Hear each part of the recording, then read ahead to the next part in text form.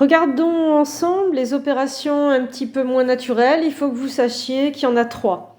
Faire des produits entre matrices, faire une puissance de matrice, calculer l'inverse d'une matrice. Tout ça, c'est des opérations qui demanderont un petit peu d'effort. Dans cette vidéo, on va regarder le produit entre matrices. Il existe un produit qui s'appelle le produit d'Adamard et celui-là, de prime abord, si on vous avait demandé d'imaginer un produit, ce serait celui-là que vous auriez construit. Parce que c'est le produit terme à terme. Il est un petit peu comparable à l'addition terme à terme qu'on a vu précédemment. Donc là, typiquement, j'ai deux matrices de taille 2. Si je voulais faire le produit d'Adamard, eh bien j'écrirais 1 fois 0, ici, et donc 0. 5 fois moins 2, moins 10. 6 fois 2, 12. 3 fois 4, 12. J'ai fait le produit terme à terme entre deux matrices de même taille. Mais ça, vous pouvez l'oublier, ce n'est pas ce qu'on appelle le produit matriciel classique. Vous n'utiliserez pas ce produit pendant vos années de L1 et L2. Le produit matriciel classique, c'est ce qu'on appelle le produit ligne-colonne. Vous pourrez le faire quand la matrice qui est positionnée en premier dans votre produit, son nombre de colonnes est égal au nombre de lignes de la matrice positionnée derrière. Exemple, ici j'ai déclaré A qui est une matrice ligne avec 4 colonnes. J'ai B qui est une matrice colonne et qui a 4 lignes. Eh bien, si je veux faire le produit A fois B dans cet ordre, le nombre de colonnes de A étant égal au nombre de lignes de B, j'ai le droit.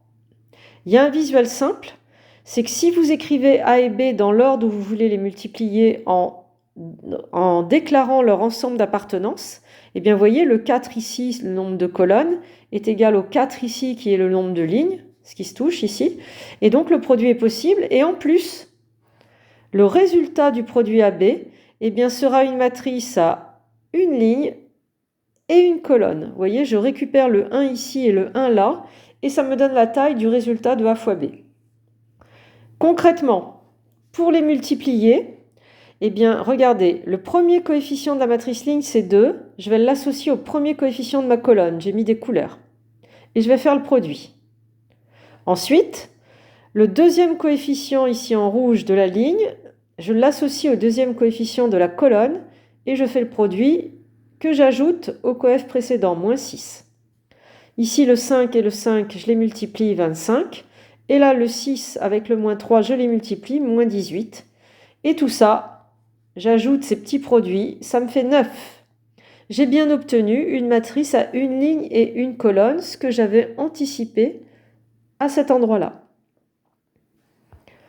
Il faut que vous vous entraîniez à faire vos produits ligne-colonne, il faut que ça soit très rapide. Donc en fait, l'idéal, c'est que ça se fasse de tête. C'est-à-dire que cette étape-là, je l'ai mise pour illustrer le produit, mais en fait, il faut tout faire de tête. Ici, par exemple, de tête, je fais 1 fois moins 4, plus 10, 6, je fais mon addition. 6 plus 21, 27.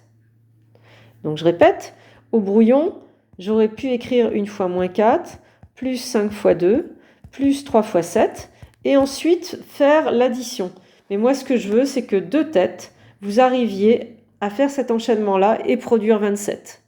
C'est cette rapidité-là que je veux. Pour l'autre produit, ligne, colonne. Moins 6, plus 0 fois moins 3. 0 fois moins 3, ça ne sert à rien. Vous pouvez d'ores et déjà passer moins 2 fois 3, plus 2 fois 4, 8. 8 moins 6, 2. Et tout ça de tête. Passons à des matrices de taille un peu plus importante que ligne, colonne. J'ai déclaré A et B. Je vous demande si le produit AB est défini. Alors regardez, j'ai écrit les ensembles d'appartenance des matrices A et B dans l'ordre où je souhaite les multiplier. J'observe que le 3 ici, en violet, est égal au 3 ici. Donc ce produit est défini. Et je peux d'ores et déjà anticiper que A fois B vivra dans M de 3 de R. Le 2, je l'ai récupéré ici. Et le 3, je vais le récupérer là. Et maintenant, concrètement, comment on fait ce produit? Eh bien, on se concentre. À cet emplacement-là, je veux placer le premier terme du produit AB.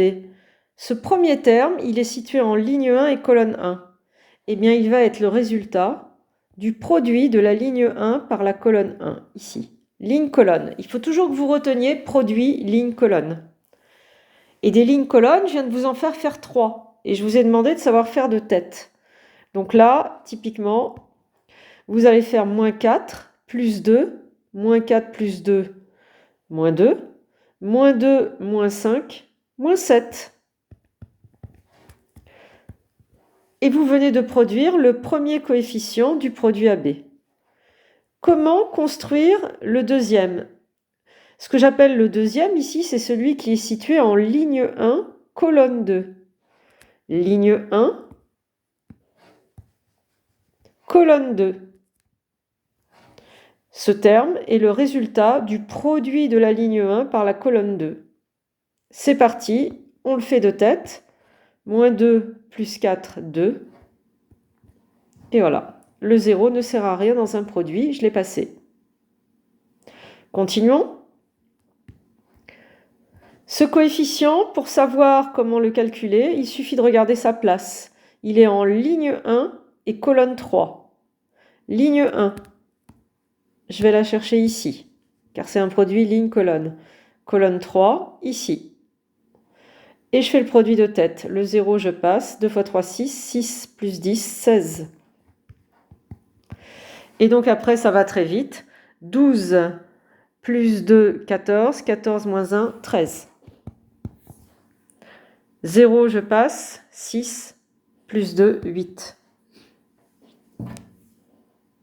Je me suis trompée de colonne, excusez-moi. Je reprends. Ici, 6 plus 4, 10. Voilà. Et enfin, deuxième ligne, troisième colonne, 0, je passe. 6 plus 2, 8. Voilà. Je vérifie parce que quand je parle en même temps que je calcule, je me trompe. Donc normalement, AB, ça fait cette matrice-là qui est de taille 2, 3. C'est ce qu'on avait anticipé. Pour le produit BA, j'observe B appartient à M3 de R et A appartient à M2,3 de R. Donc vous voyez, le 3 et le 2 ici ne sont pas égaux, donc BA n'est pas défini.